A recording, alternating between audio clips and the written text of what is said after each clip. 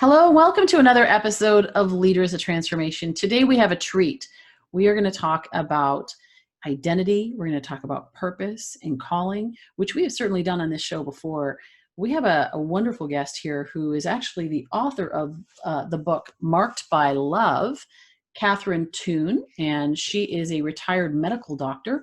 She is also an anointed author, a speaker, and a coach, and the founder of Imprint LLC and Catherine Toon Ministries.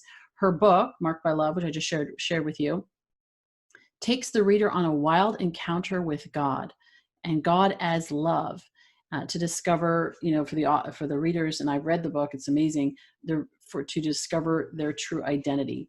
And so I love this, and this is a treat because I don't know, some of you kind of have a background in faith, and maybe you've had this experience before of talking with people that have a prophetic anointing. Some of you may not have. And so I think we're going to have a wonderful conversation here because Catherine is anointed, and we just don't know what's going to come out. It's going to be wonderful. It's going to be amazing. It's going to be covered in love and in grace, and also a lot of truth, I believe. So I'm also putting that out there. So Catherine, welcome. We're excited to have you here today. Oh, wow. Well, thank you. I am just thrilled to be here. It's so amazing to finally connect and with everything that you're doing. That's really exciting. It's such an honor.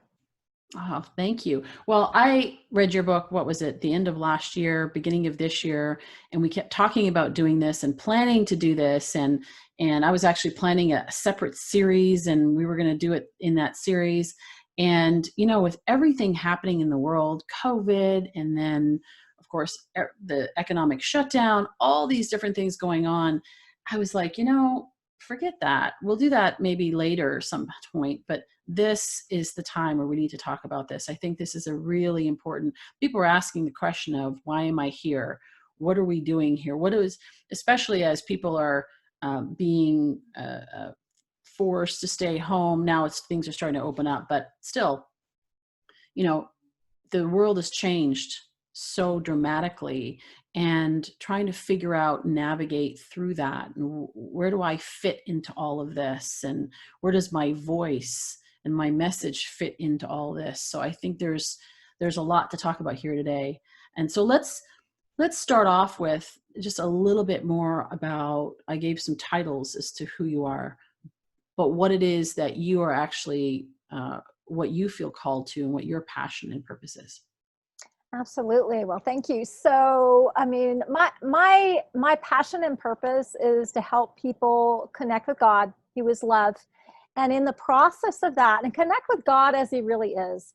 Because if we have a veiled God that looks condemning, angry, distant, not present, favoring some and not others, all of that does not look lovely, that actually feels like love, we're actually connecting with a false God.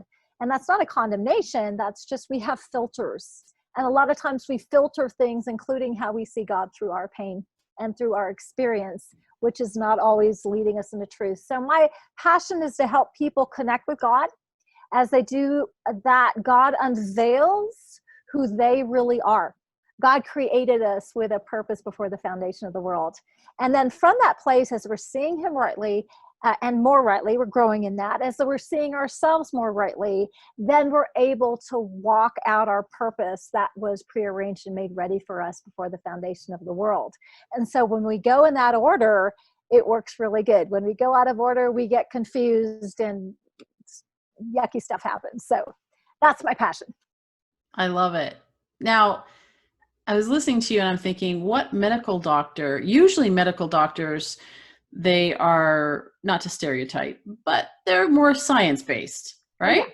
Oh, yeah. And so faith and science don't always mix. I actually see that they're completely intertwined, and so they work together, but that's not usually how people see it. So how did you come to this realization of your purpose, and how did that impact, like, how did that relate to you and the training that you had?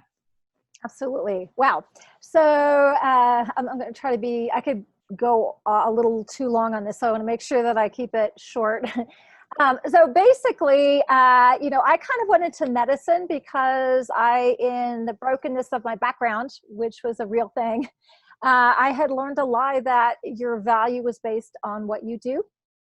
And because of that, in my little 7-year-old brain, I remember this day when I said, well, then I'm going to pick the hardest thing there is I can think of. And in my little 7-year-old brain, that meant doctor. And so literally I made a vow to do that and walk that out. And it wasn't really what God had intended for me. There were some things that there was overlap and a fit.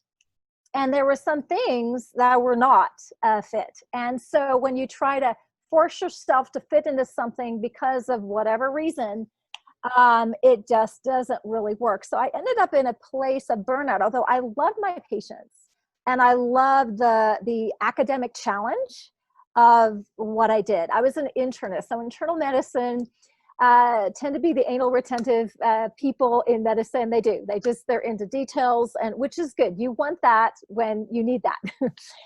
So that was my training. And in some ways that fit really well. In some ways it just did not. And so I ended up kind of burnt out. At the same time, I got pregnant with my first child. And one of my heart's desires was to be home and raise my kids and have a great family. And then lo and behold, after a while of doing that, the Lord in his preparation called me into ministry.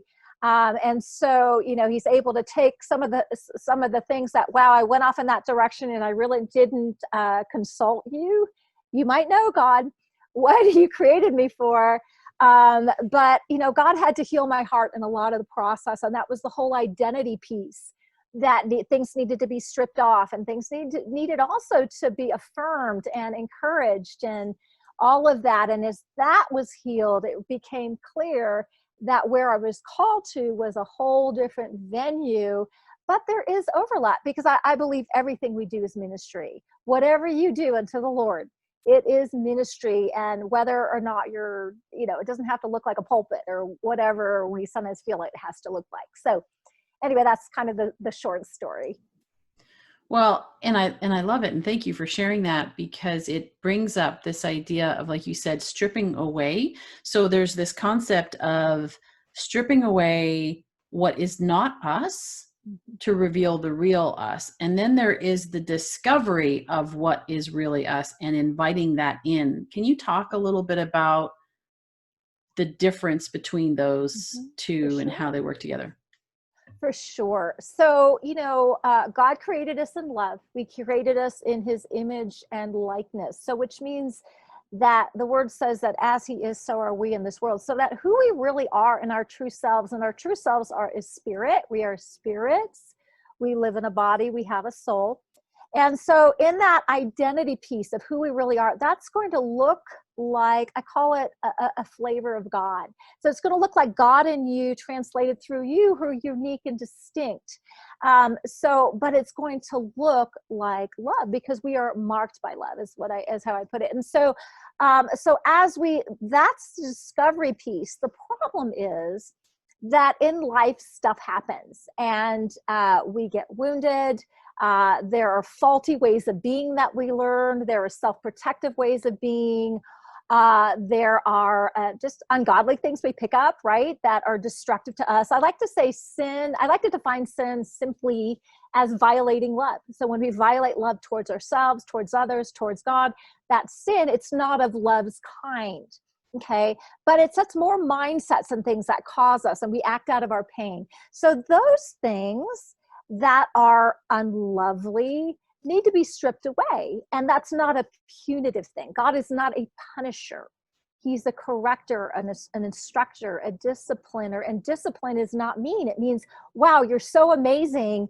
Let this part of you that's not acting like amazing, let's take care of that. Because you're so amazing, because you're so lovely, because you look just like me, I want you to be the fullness of who you are. So that's the correction and stripping away. So if I have a false identity, for example, I mentioned something about performance. Okay. This is a mindset that says my value is in what I do. Well, if my value is in what I do is never enough, right? Okay. And so if you place your value on, if success defines you, that's a problem. If failure defines you, that's a problem. If anything defines you except the one who created you in love, to look just like him, he's the only one that gets to define you and have it 2020. So the things that are not like that get stripped away. And there's the things that are already sort of manifested that are like, oh, that is me. Okay, let's explore that right there. I made you creative. Maybe, I made you musical. I made you analytical. I made you all these different things. And it's a beautiful, there's no less thans in the kingdoms. You're all a breathtaking manifestation of God himself. You're reflecting through you. He chose you, and I'm going to reflect myself through you. So when you don't manifest as a son and daughter, when I mean manifest, it's kind of a churchy word sometimes. When you're not unveiled as a son and daughter that looks just like the one who created you in your flavor, there's a hole in the universe, right?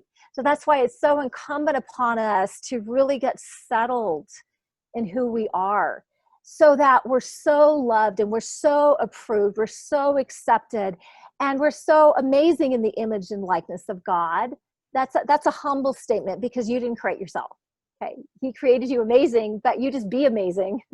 But you and all of that and veil that, but it's not a prideful thing, because you recognize you didn't create yourself. So as that's unveiled in you, that there's something amazing that happens, and people can feel it, whether or not they know God as God. Yet everybody knows God to some degree, but when they recognize, oh, that's Jesus, okay, but God is so resident, he manifests in his kids, and you can sense it even if you can't like identify it and pinpoint it. And that's an amazing thing. And that causes us to start to walk in the purposes that he prearranged. But we've got to get the horse before the cart. And so many of us in our hurt and not being affirmed, or not having a voice, or, however, we've all been, hurt somehow. A lot of times we will try to do in order to be, instead of to do out of being. And when you do out of being, you can rest. Why? Because you don't have to strive to be who you are. You just are. But just being is hard when that wasn't enough. And so that's what God helps us with. He helps us. He's the helper, and he gets to help his kids, and it's his joy. He loves his job because he loves the object of his desire. So when you manifest, when you're unveiled, it's gorgeous. And we don't have to be in competition, because I can't feel who you are, and you can't feel who I am. And when we link together and do the one commandment that God gave us, which is to love, a new commandment I give you, to love one another as I have loved you. And so when we do that, we can celebrate, truly celebrate. Like when you are unveiled, I could be like, oh, that's so gorgeous. And it's such a joyous thing. And really heaven comes to earth, that when Jesus prayed that we would be one as he and the Father are one, him and us and him, all that, so that we would be one. That is really heaven on earth. And we're not seeing a lot of that this particular minute. I just feel like God is allowing things to come up that are violating that, so they can be dealt with. And that's a beautiful thing, because he does conform us into his image. And I think we can take advantage of that and see what God is doing in that. So we come out the other end with incredible upgrades that bless humanity. I love that. And I look forward to that. And yes, Yeah. I believe that is where we're going. It's just it's a little messy in between, because we're going through incredibly messy. Yes. Now, do you have a lot of people? I know you have a ministry, so you go through, work with churches and people that are familiar with the language and being Christians, or exploring it. What do you say to people that are saying, well, I don't believe in God. I don't believe that's not how I see God. Or even you were talking about God as a he, and, and there's people that are saying, well, is it a he, or is it a she, or is it an it? Yeah.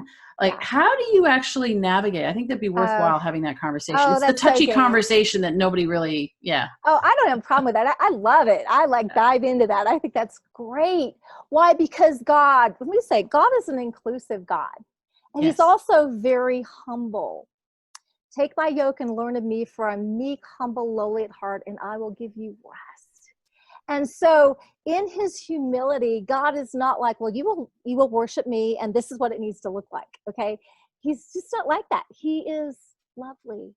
And so I believe every single human being resonates with that frequency. I think there's a lot of confusion. I think there's a lot of things that are God that we maybe traditionally haven't called God. I think we're going to be surprised. I also feel that when we love one another, regardless of what you're worshiping, if you're worshiping, and really the question, we all worship something, to be honest with you. We were just made for that. But, with the people that don't know God or whatever, I believe there are parts of them that really do. But you know what? When we force it to have to look like something, guess what? That's not lovely. So that when we're doing what we're called to do is loving one another, that frequency of love that is inside every single human being starts to resonate. And that's actually the person of God. And he's saying, I'm here. You just don't know me quite yet, but I am so here. When we love one another, that's allowed. And then people are able to discover for themselves. I have a chapter in that Mark by Love book called Annoying Relentless Love. And I wasn't brought up in a Christian home, so I could relate to all those people like, I don't know about this God thing, whatever. But I actually had been having encounters with God my whole life. I just didn't know his name was Jesus. And we didn't do any of that. We were actually taught that if you follow that, we were academic. That was our God in our house. And so if you followed Jesus, that somehow you forfeited your brain. Okay. It's messed up. So, but I knew this man, and I would have encounters with him, and because I was in a lot of pain, I really believed he just, in his mercy of the pain that I was in order for me to honestly not go insane, I don't know how else to say it, manifested to me and comforted me in that. But I didn't know who he was. I didn't know the gospel. I didn't know any of that stuff. I just knew one thing, that he loved me and I loved him. And that will cover a whole lot of ground, right? And then he was able to, show me later on. Later on, honestly, I kind of ran from all that stuff because I was really mad at God. If you're so good and you're so powerful, why do you let these horrible things happen? Who has not had that question, if you're honest, right? And oh my goodness, God would just run. I'm right here, honey. Whenever you're ready, I'm right here. Because you can't run away from God when he's everywhere, right? And so it's like, I'm love, I'm here. Okay, that's fine. You can run away from me. I'm right here though. And finally I reached a point where I was like, okay, all right, yes, I will do you a big favor, God. You can have me. And God is like, he was like, oh, honey, that's so wonderful. And we'll work on that pride thing later on. But yes, that works for me. And so God is gracious and he's lovely, and he will meet people wherever they are. He will do that. And he never stops pursuing. He never stops pursuing because he's love. You're the object of, and there's no one outside that parameter. So you can either say yes or you can say no. And love is not love if you are forced, right? Love doesn't control, but he does woo.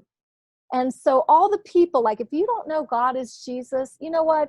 That is okay. Let God reveal himself to you. And a lot of times as believers, we have done a really crappy job representing God. We've made Jesus look ugly and angry and exclusive and condemning. And I mean, we have not, and that's a problem. Okay. And we've done sinful, violating love things, and we've done them in Jesus' name. And I'm not trying to beat the church up, but I feel like we need to own what we need to own. So if that was the God that was presented to you and shoved down your throat, I am really sorry. And I could see why you would want to have nothing to do with that. I get it. I really do. But that's not who God is. And so God gets to reveal himself to you, and he's so lovely and so patient and so humble. And he's a server. You know, when Jesus was given authority, knowing all authority had been given unto him, he let down and he washed his disciples' feet. That's what love does. And then he says, do the same. So I'm loving you. I'm serving you. Let me serve you. And serving looks like love in whatever flavor. And that is a language, the language of love, the language of loving one another, the language of serving one another out of love, not out of obligation, not trying to earn brownie points with a God who's keeping score. Okay. That is a global, a global language that everybody was born to respond to, because you were made in love by the person of love, to love, to be loved, to love, right? It's all about that. And that resonates with something that it's deeper than words. It's deeper than your culture. It's everybody is included in that, and people will respond to that. Oh, I love that. I love that. It was funny that when you talked about the pride, reminded me of a conversation I had with God once. And I said, oh, okay, so I'm going to take the Sabbath day because I know that you want me to take the Sabbath day. And so I will do that. And it was like he said to me, I actually don't need you to take the Sabbath day for me. I'm fine. You need the Sabbath day. Right. So the Right. reason why I put that commandment in, it says to honor the Sabbath day, is not for my benefit. It's for your benefit. And I was Absolutely. like, oh, Right. duh, Right. so but it shifted something in me. And I started to think about how often I resist certain things that I had read or heard, or, commandments or instructions, guidelines, and how often I resisted it because I don't like to be told what to do. It's like I'm doing it for somebody else, right? Right. And then I realized, and when I was looking through, because I went through this, and I think it's actually good to do that, to challenge and question, and so I went through, and it was like I looked at all these 10 commandments, and I realized that they were not there as rules and regulations for me that I resented. I looked at it and said, wow, this is actually when I do these things, right? And I honor these things, then life works. And when I don't, my life doesn't work as well. Right. Exactly. And so it was really more like a guideline for me, rather than like, this is going to help you, as opposed to I want to control and you need to be obedient to me, and a very different way of looking at God. And that's even from somebody who at that point even felt that I had a relationship with God, but I realized my relationship was actually twisted. Skewed. Yeah, it was skewed because I was seeing him as the punishing God. I was seeing him as the one that I needed to simply be obedient to, and not knowing him as the loving God, the God that is good. And so it's one thing to say, oh, God is good all the time, God is good. And it's another thing to actually know it. And so I love your perspective on it. And I love your joy, like you embody it and you're living it, and you're just like the joy comes out of you. It's beautiful. Now, when you talk to people about finding their true identity, you mentioned about, you obviously need to know the one that created them. But there's also a process in there, is to like, okay, so I'm trying to figure this out. Like, God, what have you got me to do? Okay, so I'm here. What do I do? Right. How do I find that clear path forward? So how do you help people do that? Well, let me just say, the path forward and getting your identity, and then after that, figuring out your purpose for all of that. It's not a linear thing. And a lot of us who want like check, check, check, check, man, I arrived and now I know, right? It is an unveiling. But it's interesting. The unveiling happens in you're engaging with God. Okay. And so in my book, and this is not, please go get the book. It's awesome. I think it'll bless you. But because I'm very practical about that, I lead people through love encounter breaks where they actually encounter God, who is love. And he gets to strip away a lot of these things. He gets to reveal himself. You were born for connection with the one who created you, the one who loved you and gave himself up for you. That is where you come alive and you become the greatest version of yourself. So, practically a lot of who you are is embodies with what are the things that make you feel most alive. And when you're tracking with that, that's part of who he created you to be. And it's going to be something lovely. So if you're a creative person, then maybe I believe we all are creative, but some people are creative in a more artistic sense. And so if you come alive with that, there's something in who you are that dances with that aspect of creativity. Everything that God created you to be and in who you are is going to be a reflection of him that is lovely, but it's going to be in your flavor, and discovering what that flavor is takes some time. And, when life happens and hard, hurtful things happen, it tends to mar how we see ourselves. And so for a lot of people, in order to start to see themselves correctly, we need to get rid of the lies that are telling us who we are that are not who we are. And do you want me to pause, or am I good? Sorry, that was my little furry friend messing with my webcam and everything. Yes, sorry about that. That's hysterical. No problem. Yeah. Okay. Carry on. I'll just continue then. Okay. So, in the place where a lot of the things that need to come off, these are things that need to come off, would be the things that the hurts and things that we need. When you encounter God in the place of your pain, and he heals that place of pain, which is there, what causes the pain, a lot of it are the lies that we believe. So something happens. I mentioned, I had abuse growing up. So when abuse happened, I made it mean that I was worthless, I was dirty, I was shameful, I was ugly, I was whatever. And so those lies, it's like marred how I saw myself. They marred my identity, and I would filter everything that happened through those lies. So getting in the place where we get healed of those lies, and lies are things that we are making machines. So we make things mean stuff. Stuff happens. I make it mean something that God is not saying, that I'm bad or that I'm weak or that I'm ugly, or that God is not saying any of that stuff. If God talks to you, it will always lift you up, even if he's correcting you. Like if he's correcting you, it's like that thing that you did right there, that was violating love. That was sinful right there. You're not a sinner, but that was sinful. So let's correct that. Let's help you clean up your mess and keep on trucking. Okay.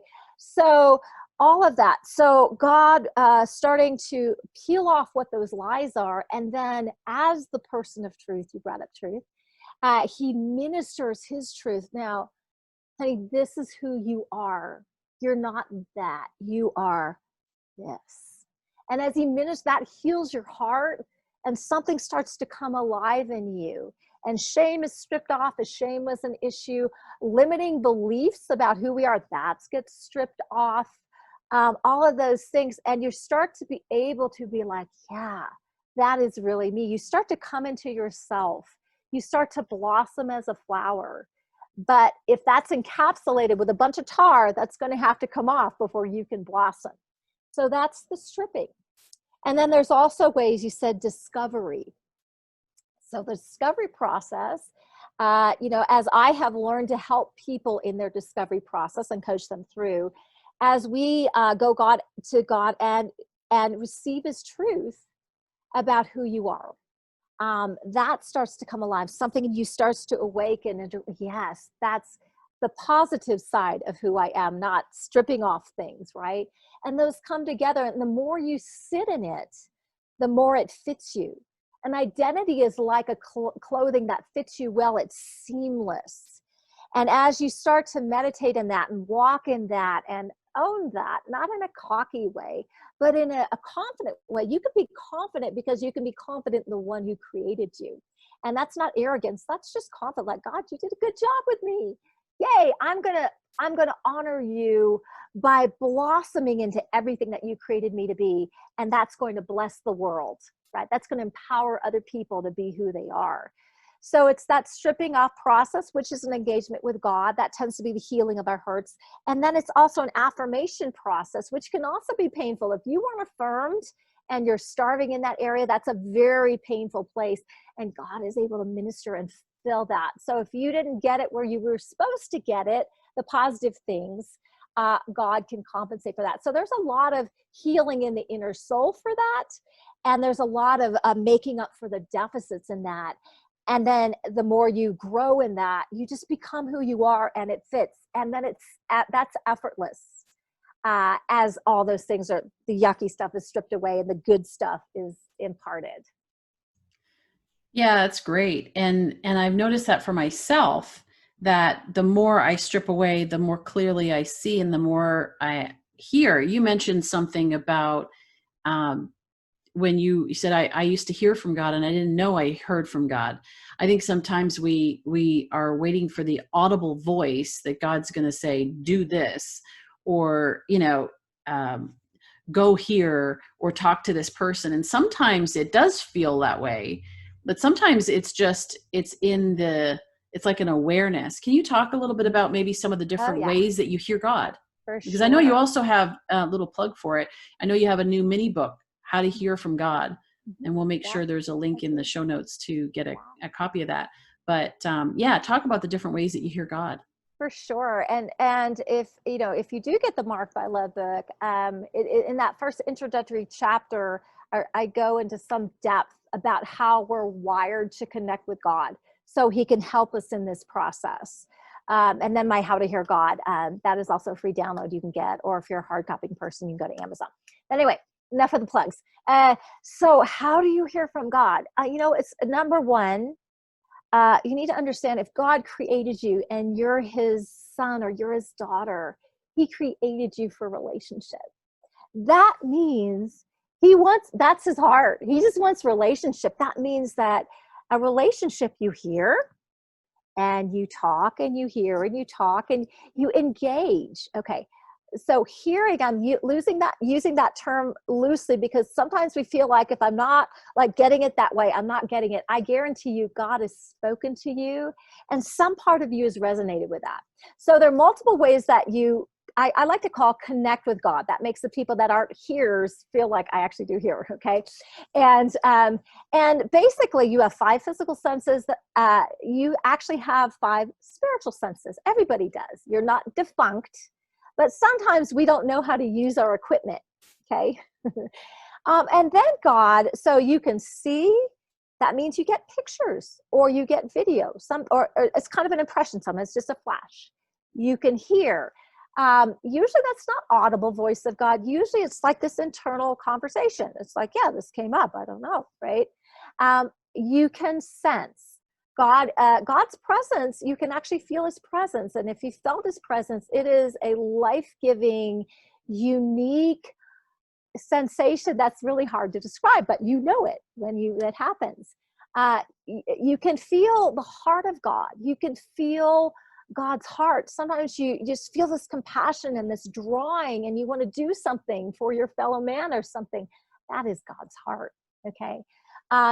You can, you can also smell and taste in the spirit. Those are little, they're not super developed physiologically in terms of our senses as human beings. So that's not one that's as prevalent.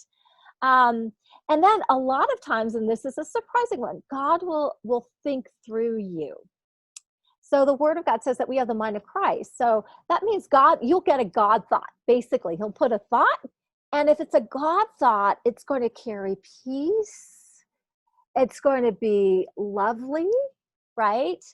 It's going to have a weightiness that your just average thoughts aren't going to have, okay? And it's not going to be anything that violates love, right? And so those are sort of multiple modalities, and usually we're born with one particular one that really, is a big thing. So for me, I see a lot. I'm what they call a seer. So when I was having these encounters as a little girl, I literally they were like visions. I don't want to make it all mystical, mastical. I just saw God. I can't tell you how I saw him. I just saw him, okay? And then I would hear God. And those usually those go in tandem. And those are, when you think developmentally, neurologically, that's where we have a lot of brain for those two sensations. So those are the most common ways. But, people connect with God in a lot of different ways. Another way we connect with God, and this is one for people, I don't hear God, okay? Usually the people that say, I don't hear God, are the ones that are thinkers, or what I call knowers. You just know. I don't know why you know, but I really think there's an organ in your spirit called a knower. And you just know, this happened. I know that was God. I don't hear God. I don't go to church. I don't pray. I don't do any of this stuff, but I know that was God, right? And we all have it. And they work. What's interesting is that, it's not this like hard and fast linear thing. No, they usually work in tandem. And so you get a picture, and then maybe you hear something, and there's something in your knower saying, this is me. And then God gives you a God thought. And a lot of times those will work. And the more you practice connecting with God, the more you're going to get, and the more confident you have. So usually what I hear, I don't hear from God. Okay, so when you kind of help people overcome that, then they have this thing. Well, was this me? Was this God? Or was this the devil? And I'm going to freak anybody out. But, and you have that conversation. And there's ways to discern that. God will always be peaceful and lovely, even if he's correcting. Like, he's a good daddy, and he does correct and instruct his kids. Like, when we know, like, okay, when I did that, that was really mean. That was mean-spirited, and that hurt someone. Okay, so I violated love. And then my conscience is going, you violated love right here. So what do I try to, I make up for that the best I can. And I receive his forgiveness because he's forgiven us. And I receive his cleansing if I've defiled my conscience. And then I'm free, and then I'm a happy camper. And so you get to flow in those, and it takes practice, but sometimes it takes being very intentional to practice. And then it also takes patience. When I was first growing in this, I remember people would talk about, I got this from the Lord, and I got this, and I was so frustrated. I was like, I never hear anything. All these people are getting these things, and I was whining. I was really whining about it. It was really lovely. So, and it was so funny. As clear as day, I heard God say, well, Catherine, if you just would keep complaining about it, you could just settle down and just realize you already hear me. I'm like, oh, okay. So I had to quit confessing that I couldn't hear, because I really was hearing, but I wasn't practicing and developing it. It's like you have all this equipment, but if you don't use your equipment, it's like it's kind of there, but it's not being developed. So it takes practice. And it takes practice to discern, like, well, that was kind of me, but that part was God. And then I went off to me again, or whatever. It just takes practice, and it is okay. And it is okay to miss it. Nothing's going to spin out the heavenlies. If you missed it, just don't act on something that's not lovely. Just do that, and you'll be fine. Right? Yeah. Well, I love that you said that, and thank you, because I was going to ask you about that. How do you know the difference? I know there's like a different energy, a vibration, if you will, or Absolutely. energy to it, a feel to it when you're hearing from God versus, I noticed for myself, because I used to have a hard time discerning between the two, and I discern sometimes urgency. There's a difference between urgency and like a fear-based approach to it, right? Like, you need to do this now. And then there's you need to do this now because otherwise you're going to miss it. Right. Very different energies to it. And I started to Absolutely. notice the difference and not get caught and tripped up by that. Absolutely. It was very, very powerful. So this has been so good. I hope it's given our listeners, I trust it has, given our listeners a little bit of a taste into the work that you do, I've read your book. It did bless me, and it will bless others that are reading it. And so to give a little taste into what your book is about. So I'm going to encourage our listeners to go get a copy. If you're watching the video, you see it here, Marked by Love. And it is unveiling the substance of your true identity. And it is excellent, and goes into a lot of depth. And I love what you have those little breaks in there where you can have those God encounters and really test the waters in this. And I think it's so important right now in the world that it's always been important to bring love, to the table, to bring love into our relationships and into our world and all the different levels. But I think right now we're seeing such an upheaval, the most important thing that we can bring right now is love, and loving one another as we are called to do. And that's what's going to bring the healing. So, so that's why this topic is so important. That's why we needed to talk about it now.